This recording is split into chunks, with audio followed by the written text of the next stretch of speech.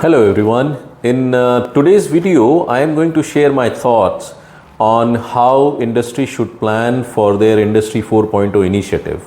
The first and the most important aspect is the fact that these are top driven initiatives. That means the top management's involvement is very much required.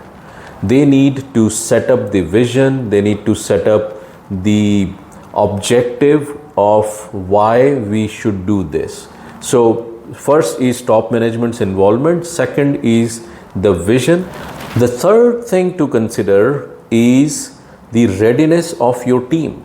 So very important for you to select the change makers, the people who are always ready to try new things, and educate them in terms of the new technology, the new concept, why it is going to help us, what's in there for them. The fourth point is to select a good partner for your Industry 4.0 journey.